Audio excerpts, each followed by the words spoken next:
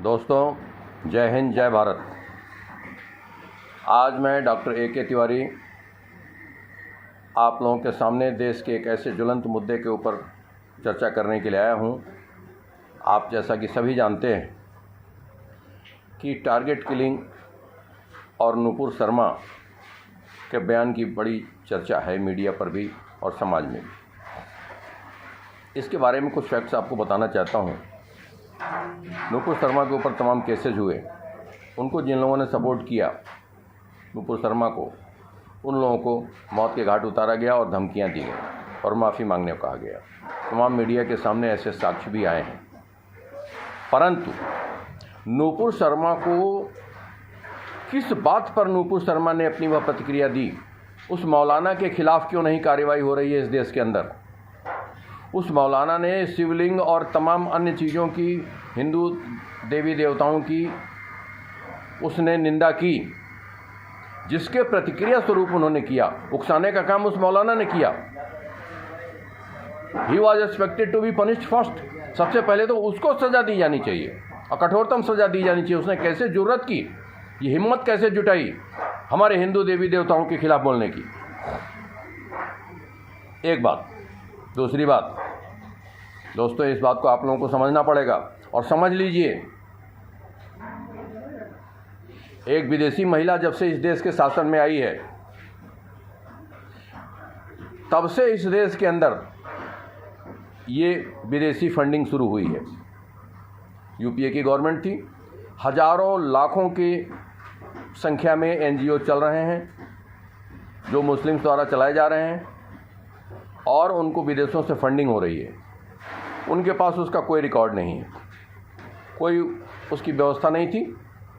कुछ भी एक जाति वर्ग विशेष को उन्होंने मान्यता दिया, क्योंकि इनका खुद तो कोई जाति है ही नहीं। इनका तो आज का तक कोई जाति ही नहीं सुनी गई। ये पंडित कभी थे नहीं, न हैं, न इनकी सोच पंडितों वाली है, न इनका खान पान, इनका रहन सहन पंडितों वाला है।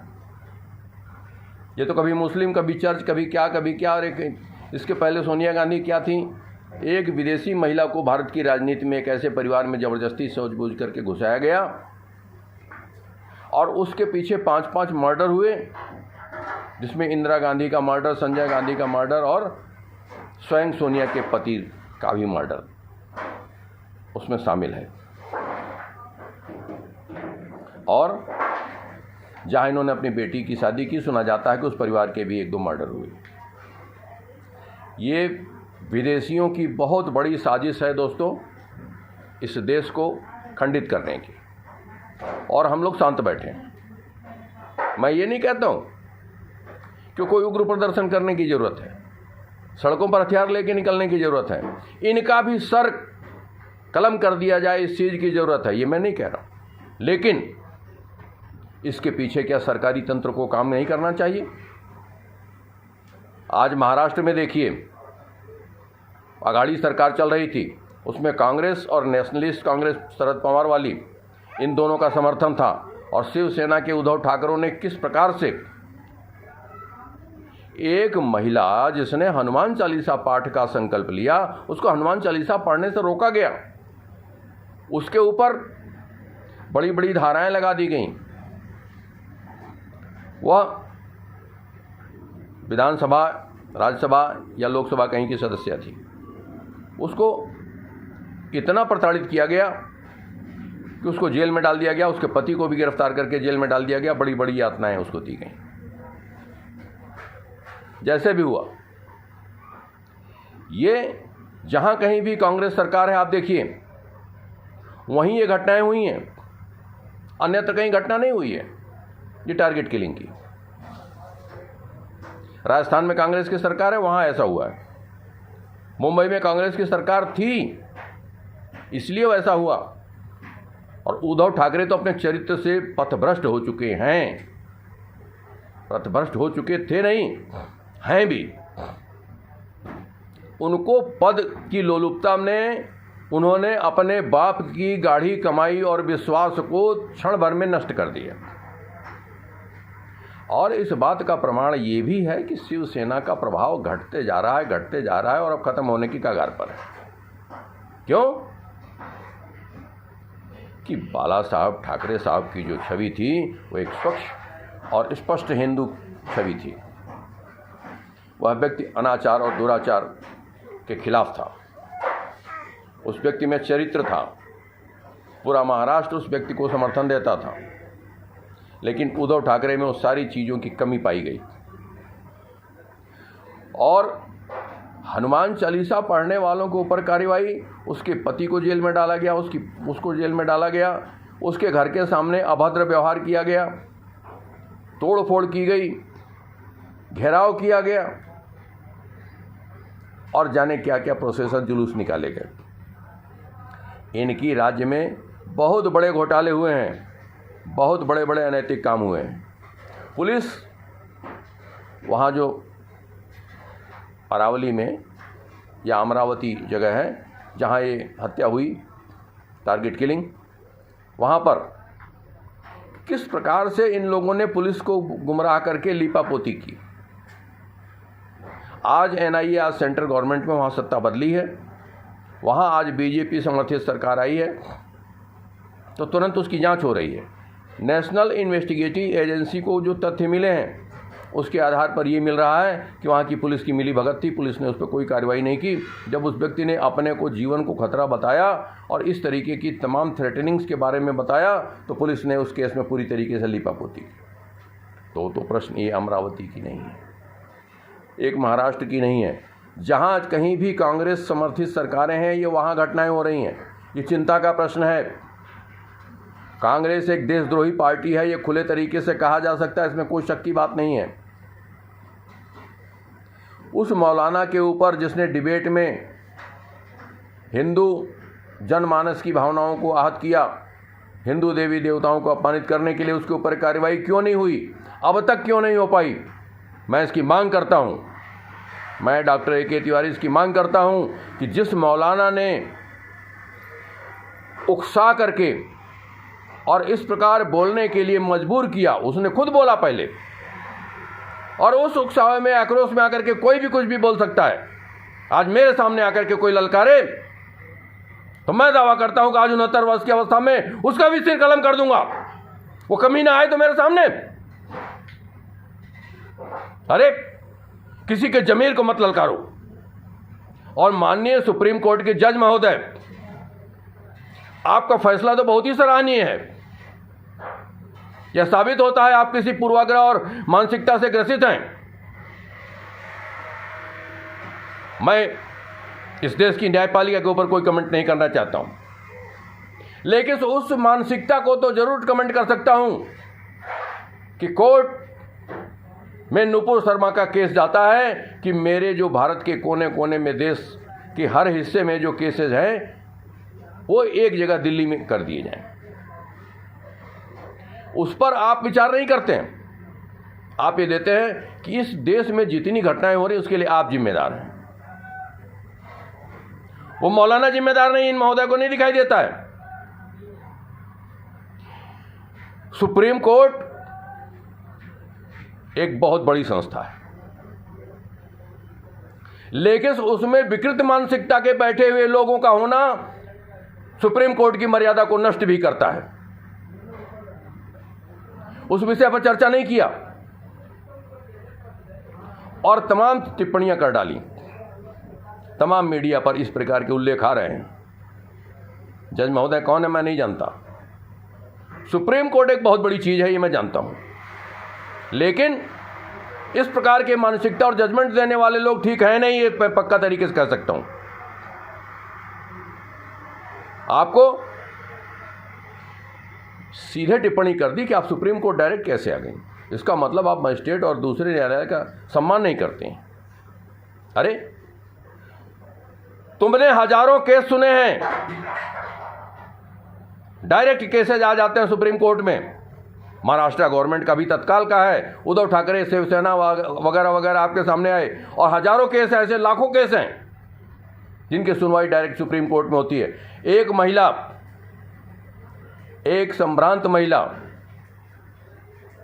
जिसने रिटर्न माफी भी मांगी है, देश के सामने भी माफी मांग लिया। अब आप उसे क्या चाहते हैं? द्रौपदी की तरह चीरहरण महाभारत हो जाएगा। याद रखो, महाभारत को जन्म मत दो। उस मौलाना के ऊपर तुमने टिप्पणी क्यों नहीं की? केसेस को एक जगह क्लबिंग करने की रिक्वेस्ट थी। आप महोदय सुप्रीम कोर्ट के जज हैं, मगर आप भारत के एक नागरिक हैं, और भारत के एक नागरिक होने के नाते मैं आपसे, भारत का एक नागरिक प्रश्न कर रहा है कि आपने अपील का एक भी बिंदु उसमें नहीं लिया है। केसेस को क्लबिंग करने के बजाय आपने उस महिला को दोषी ठहरा दिया direct. Who are you? I ask you, what evidences you have and what evidences you had? The whole India is listening कि what type of mental thinking you have got and for what type of things you are responsible। मैं direct जिम्मेदारी नहीं, मैं supreme court के ऊपर, माननीय supreme court के ऊपर नहीं कह रहा हूं, मैं माननीय सुप्रीम कोर्ट के किसी जज और न्यायाधीश के ऊपर नहीं कह रहा हूं, मैं उस व्यक्ति को कह रहा हूं जो एक विकृत मानसिकता का व्यक्ति एक सर्वोच्च पद पर आसीन हो गया है, जिसने संविधान की सर्वोच्च संस्था माननीय सुप्रीम कोर्ट की मर्यादा को तार तार किया है। क्या उसके ऊपर कोई एक्शन नहीं होना चाहिए? क्या वह भारत का नागरिक नहीं है? उस कुर्सी का दुरुपयोग करके, किसी कुर्सी का दुरुपयोग करके प्रधानमंत्री पर कार्रवाई होती है, मंत्रियों पर कार्रवाई होती है, सरकार के फैसले पलटे जाते हैं, तो क्या इस तरह की कुर्सी पर बैठने वाले व्यक्ति का फैसला पलटा जाएगा या नहीं पलटा जाएगा? प्रश्न मेरा यह है। इस व्यक्ति ने समाज की भावनाओं को आहत किया है, और मैं बार बार ये कह रहा हूं कि मैं सुप्रीम कोर्ट या सुप्रीम कोर्ट के किसी न्यायाधीश की टिप्पणी नहीं कर रहा हूं। मैं एक ऐसे मानसिकता के व्यक्ति की टिप्पणी कर रहा हूं जो अपने विषय वस्तु से अलग हट करके, जो उसके सामने पिटीशन आया उससे अलग हट करके कार्य किया है, और अपने उस पिटीशन के संदर्भ में सब्जेक्ट के सब रिलेटेड एक भी पंक्ति नहीं कही है। और क्या वह व्यक्ति अनजान था? उसने कहा कि मैंने मीडिया की रिपोर्ट देखी है, मैं सारी चीजें देख रहा था। क्या देखा था जी? उस मौलाना की वो तकरीर या तहरीर होती है, वो सुनाई नहीं पड़ी। मौलाना ने क्या कहा वो नहीं सुनाई पड़ा। आप उसमें ये नहीं कोट कर सकते थे कि नूपुर शर्मा को उस मौलाना ने उकसाया, जिसकी वजह से मौलाना नूपुर शर्मा को ऐसा बोलना पड़ा। हर व्यक्ति को अपने धर्म से आस्था है, प्रेम है, और हर व्यक्ति को अभिव्यक्ति की आज़ादी है, लेकिन किसी की धार्मिक भावनाओं को उकसाने की आज़ादी नहीं है। हमारे हिंदू देवता और देवियों के बारे में कोई कुछ भी नहीं बोलेगा, ये ध्यान रखे। और सर, मैं वो शब्द नहीं प्रयोग करना चाहता हूं, मैं कोई असामाजिक बात नहीं करना चाहता हूं, लेकिन यहां पर मोहम्मद गोरी और बाबर जैसों के भी सर कलम हुए हैं। याद रखो, यहां औरंगजेब का भी वो हाल हुआ जो देखने का आप लोगों को इतिहास में पढ़ने को मिलता है। आक्रांता कभी स्थायी विचार नहीं रखता। इस देश के अंदर, पूरे विश्व के अंदर कभी भी आक्रांता लोगों का शासन लंबे समय तक नहीं चल पाया और नहीं चल सकता है। विश्व को स्थायित्व देने की शक्ति मात्र शांति में है, स्वच्छंद और चिंतन मंथन और उससे संबंधित विचारों का विचार विमर्श करके हल निकाले जाने में है। हम कहते हैं आज़ादी के समय लगभग 20% हिंदू था पाकिस्तान के अंदर, आज वहाँ 1.5-2% रह गया, ऐसा सुनने में आता है। और जो मुसलमान यहाँ 2-3% था, आज वो 20-22% है। और दुनिया के सारे मुल्कों में, मुल्क इसलिए प्रयोग कर रहा हूँ, मुसलमानी देश अपने आप उसका अर्थ आ जाता है, सारे देशों की बात नहीं कर रहा हूँ, सारे मुसलमानी देशों में जितने मुसलमान त्रस्त हैं, जितनी खुशहाली हिंदुस्तान में उन मुसलमानों को मिल रही है, उतनी विश्व में कहीं भी किसी मुस्लिम कंट्री में किसी मुसलमान को नहीं मिल रही है। ये हमारे देश की सहिष्णुता है, ये सहिष्णुता है। हम सदैव से धर्मावलंबी रहे हैं, शांतिप्रिय रहे हैं। हम चाहते रहे हैं कि देश और समाज शांति से चले। हमारे गुरुकुलों में क्या शिक्षा दी जाती है, जाकर के देखिए। नित्य प्रति सवेरे उठने और गायत्री बंदन से लेकर के और देवी देवताओं के पूजन से कार्यक्रम प्रारंभ होता है, और दिनचर्या और मानसिक सोच, बोलने की प्रक्रिया, पूरा आचरण जीवन भर का उसमें सिखाया जाता है कि धर्माचरण कैसे होना चाहिए। उसके विपरीत मदरसों में छोटे छोटे बच्चों का ब्रेन वॉश किया जाता है। 3 साल, 5 साल, 7 साल के बच्चों, 9 साल के बच्चों को जब बचपन से यही चीज़ सिखाई जाएगी तो आखिर वो क्या तैयार होगा। बोया पेड़ बबूल का तो आम कहाँ से खाए, क्या संभव है? आज मेरे पास कोई मंच नहीं है, मेरे पास कोई टीवी चैनल नहीं है, मेरा कोई आधार नहीं है, ना मैं कोई राजनीतिक व्यक्ति हूँ। मैं सिर्फ भारत का नागरिक होकर के इस देश की चीज़ों को सोचता रहता हूँ, मंथन करता हूँ कि इस देश को आखिर हो क्या गया है। इस देश में आखिर ये घटनाएं कांग्रेस शासित राज्यों में ही क्यों हो रही हैं? पंजाब में मूसेवाला की हत्या हुई, उसकी किस प्रकार से लीपापोती हुई, सेंट्रल एजेंसी आई तो कुछ बात रहस्य खुले। क्या ये चीजें कांग्रेस पर प्रश्न चिन्ह नहीं उठाती? किसी हिंदू देवी देवता का अपमान होता है तो राहुल गांधी, संजय गांधी कुछ नहीं बोलते, लेकिन अगर मुसलमानों को कोई बात होती है खुल करके सामने आ जाते हैं। ये विदेशों में जाकर के भारत के खिलाफ क्या क्या षड्यंत्र रचते हैं, ये सब पता चलता है। किसान आंदोलन से लेकर के इस देश में और जितने भी देश की जनगणना से संबंधित भी जो कार्य हुए, सब में इन कांग्रेसियों का हाथ है दंगा भड़काने का। और ये काम तो इन्होंने कुछ किया ही नहीं।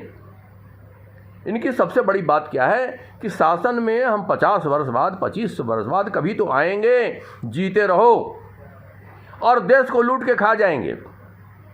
विदेशी आक्रांताओं से तमाम धन ले लेंगे और उनके माफिक, उनके अनुकूल, हिंदुस्तान के प्रतिकूल, हिंदुस्तान के खिलाफ ऐसे कानून ला देंगे।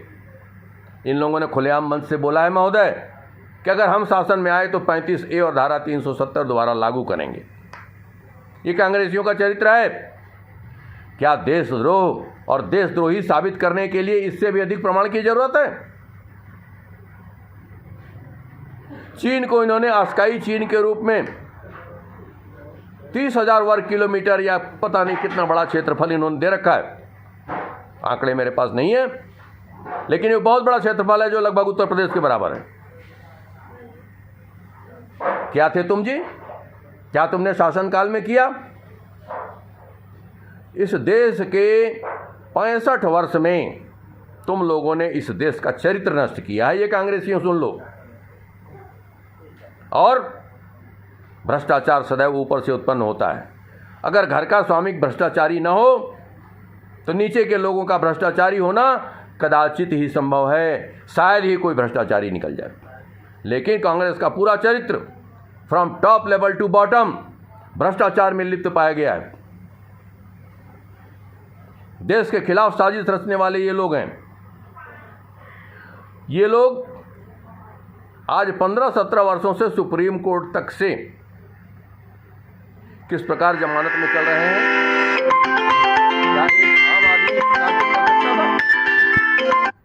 एक आम आदमी इस प्रकार से चल सकता था? इनसे ईडी की पूछताछ हो रही है तो सड़कों पर टायर जला रहे हैं, आंदोलन कर रहे हैं, देशद्रोह कर रहे हैं, देश की संपत्ति को जला रहे हैं। सेना में भर्ती के लिए, सेना के विकास के लिए कुछ नई व्यवस्थाओं के ऊपर चिंतन हुआ, उसमें इन लोगों का विरोध चालू हो गया। क्यों? इनको मतलब है सिर्फ देश को नुकसान पहुंचाओ, इनका और कोई मकसद नहीं है। देशद्रोही है सब। ये खुद बाबर की औलाद हैं, ये खुद गजनवी हैं। इन लोगों को माफ करने की जरूरत नहीं है। और मेरा सिर्फ जनता से यही कहना है कि आगे कभी भी इस देश में सबको वोट दें, लेकिन कांग्रेस को वोट न दें। कांग्रेसी मानसिकता को कभी वोट न दें। इन लोगों ने, इससे बड़ा प्रमाण क्या होगा, पंजाब से लेकर के, महाराष्ट्र से लेकर के और राजस्थान तक क्या दुष्कृत्य किया है इन्होंने, क्या कुकृत्य किया है, इससे अधिक मेरे पास बोलने के लिए कुछ नहीं है। लेकिन ऐसी ही मानसिकता के कुछ लोग न्यायपालिका में भी बैठे हुए हैं, जबकि न्यायपालिका में एक शब्द आता है, बीइंग अनप्रेजुडिस्ड, बिना कोई पूर्व आग्रह के, बिना किसी पूर्व धारणा के जो तथ्य मौजूद हैं उन पर विवेचना की जाती है। और वहां यह देखने को मिला कि जिस सब्जेक्ट के ऊपर पिटीशन फाइल हुआ था, उस सब्जेक्ट के ऊपर एक लाइन नहीं चर्चा की गई, उस पर कोई सॉल्यूशन नहीं दिया गया। And like a political leader,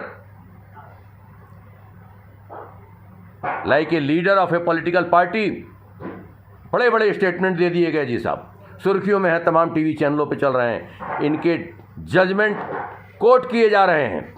ये भारत देश के सुप्रीम कोर्ट का एक बहुत बड़ा काला पन्ना लिख गया है, बहुत बड़ा काला पन्ना लिख गया है। और सुप्रीम कोर्ट के इस स्वच्छ चेहरे के ऊपर कालिख पोत दी गई है। और क्या ऐसे गैर जिम्मेदार लोगों के ऊपर कोई कार्रवाई नहीं होनी चाहिए? पावर का मतलब क्या है कि उसका दुरुपयोग, पावर मिलता है सदुपयोग के लिए। आप लोगों को, माननीय न्यायाधीशों को, भारत की जनता हृदय से सम्मान करती है, विश्वास रखती है कि जब कहीं भी न्याय नहीं मिलेगा तो न्यायालयों में मिलेगा। उसका नाम है न्यायालय, जहां सिर्फ दूध का दूध और पानी का पानी होता है, मैनिपुलेशन नहीं होता। लेकिन यहाँ तो मैनिपुलेशन की कोई बात ही नहीं, यहाँ तो सीधे सीधे इल्ज़ाम रख दिया गया, एकदम रिवर्स 180 डिग्री पर इनकाउंटर किया गया। दोस्तों, ज़्यादा लंबी चर्चा नहीं करूँगा। कुल मिलाकर के देश में दंगा भड़काने वाले में कुछ माननीय पदों पर बैठे हुए लोग भी शामिल हैं, कुछ माननीय और जिम्मेदार पदों पर बैठे हुए लोग भी शामिल हैं, जिनके ऊपर कोई प्रश्न चिन्ह नहीं उठाता है, चाहे वो लोग राजनीतिक हों या गैर राजनीतिक हों, या न्यायपालिका के द्वारा अपने को मिले हुए अधिकारों का दुरुपयोग करने वाले लोग हों। आज मैं भारत की जनता से, सबसे शांतिपूर्ण तरीके से इस देश को चलने में सहयोग करने की अपील करता हूं। कानून का आप लोग सम्मान करें। कानून जो करता है सच करता है, सही करता है, और माननीय सुप्रीम कोर्ट सदैव न्याय करता है, करेगा भी। स्लिप ऑफ टंग किसी से हो सकती है, कोई बहुत अच्छे रास्ते पर चलता हुआ फिसल सकता है। मेरा निवेदन है कि उसको जनता अपने हृदय में न ले। बहुत से अयोग्य लोग बहुत बड़ी कुर्सियों पर बैठ जाया करते हैं, बहुत सी छोटी मानसिकता के लोगों को बड़े दायरे का काम सौंप दिया जाता है। क्यों? कि ऐसे में कोई मेंटल एबिलिटी टेस्ट नहीं होता, उनके सोच क्या है, राष्ट्रीय है, गैर राष्ट्रीय है, किसी राजनीति से प्रेरित है, किसी धर्म संस्था से प्रेरित है, इस चीज़ का कोई टेस्ट नहीं होता। और होता भी होगा तो उस टेस्ट का फेल्योर है जो दिखाई दे रहा है। खैर, आप लोग न्यायपालिका का समर्थन करें, न्यायपालिका को सम्मान दें, हम भी न्यायपालिका को सम्मान देते हैं। और इन बातों के साथ पूरे राष्ट्र को नमन करते हुए भारत की न्यायपालिका को नमन करता हूं और इस दिए हुए फैसले को नमन करता हूं। यह भारत के इतिहास का स्वर्णाक्षरों में लिखा हुआ फैसला, उन जज महोदय का नाम तो मैं नहीं जानता हूं, लेकिन देश याद रखेगा। जय हिंद, जय भारत।